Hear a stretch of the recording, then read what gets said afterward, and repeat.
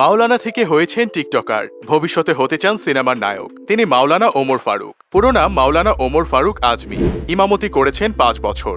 আগে সর্বক্ষণ মাথায় টুপি রাখলেও বর্তমানে ক্যাপ পরে থাকেন। চুলে করেছেন বাহারি রং। ছোটবেলা থেকে ওমর ফারুক বড় বক্তা হওয়ার স্বপ্ন দেখতেন। বক্তা হওয়ার পর হাজার হাজার ওয়াজের দাওয়াত পেতেন। কয়েক মাস আগেও তার মাহফিলে জনতার ঢল নামত। তবে মাওলানা ওমর ফারুক আগে যতটা জনপ্রিয় ছিলেন, টিকটকে আসার পর থেকে ততটাই জনপ্রিয়তা হারিয়েছেন। ধর্মীয় বেশভূষা থেকে ধর্ম বহির্ভূত কাজে জড়িয়ে সবচেয়ে বেশি সমালোচিত হয়েছিলেন আহসান হাবিব পেয়ার। অনেকে হয়তো তার কথা ভুলে গেছে।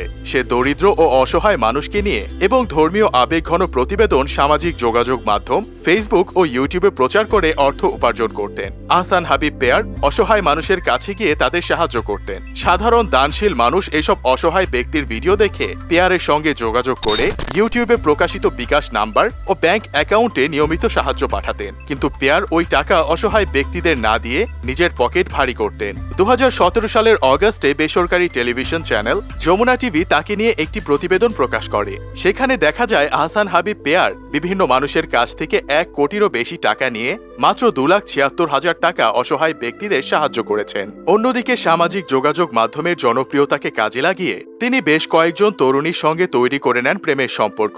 এক পর্যায়ে তাদের সঙ্গে মেলামেশা করে সেসবের ভিডিও করে রেখে দিতেন। পরে তাদেরকে ঠকিয়ে চাপ দিয়ে টাকা আদায় করতেন। তরুণী থেকে শুরু করে গৃহবধূরাও রক্ষা পায়নি আহসান হাবিব পেয়ারের ঘৃণ্য এই কাজ থেকে। এছাড়াও জিন ছাড়ানোর নামেও নারীদের খুব বাজেভাবে স্পর্শ করত পেয়ার। জিন ছাড়ানোর নাম করেও মানুষের কাছ থেকে টাকা হাতিয়ে নিতেন তিনি। শেষ পর্যন্ত আহসান হাবিব পেয়ারের সব জারিজুরি ধরা পড়ে। আবারও মাওলানা ওমর ফারুকের প্রসঙ্গে ফেরা যাক। তার মতো আরও একজন আছেন যিনি মাদ্রাসার শিক্ষায় শিক্ষিত হয়ে চলচ্চিত্র জগতে এসেছেন। তিনি চলচ্চিত্র পরিচালক রায়হান রাফি। পোড়ামন 2, দহন, পরাণের মতো সিনেমা উপহার দিয়েছেন তিনি। বর্তমানে সাকিব খানকে নিয়ে করছেন তুফান সিনেমার কাজ। রাফির ছাত্র জীবনের বেশিরভাগ সময় কেটেছে মাদ্রাসার হোস্টেলে। ইচ্ছে জেগেছিল সিনেমা তৈরি করবেন, কিন্তু মাদ্রাসার হোস্টেলে থাকার কারণে বাস্তবতা ছিল কঠিন। পরে সেখান থেকে বেরিয়ে আসেন। 2013 সালে শর্ট ফিল্ম বেওয়ারিশের মাধ্যমে রাফি মিডিয়ায় যাত্রা শুরু করেন। 2018 সালে সুযোগ হয় বাংলাদেশের বিখ্যাত প্রযোজনা প্রতিষ্ঠান জাজ মাল্টিমিডিয়ার সাথে কাজ করার। জাজের প্রযোজনায় রায়হান রাফি পরিচালিত প্রথম সিনেমা পোড়ামন 2। জাজের কর্ণধার আব্দুল আজিজের পূর্ণ আস্থা ছিল রাফির প্রতি।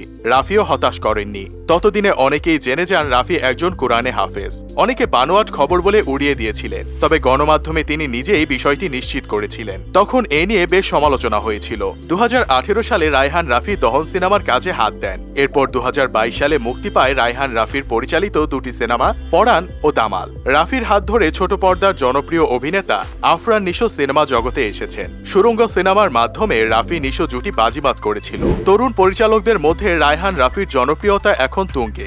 এভাবেই রায়হান রাফি থেকে শুরু করে মাওলানা ওমর ফারুকরা মাদ্রাসা শিক্ষায় শিক্ষিত হয়েও বিনোদন জগতে এসেছেন। রাফি সফল হলেও মাওলানা ওমর ফারুক সফল হতে পারবেন কিনা তা সময়ই হয়তো বলে দেবে।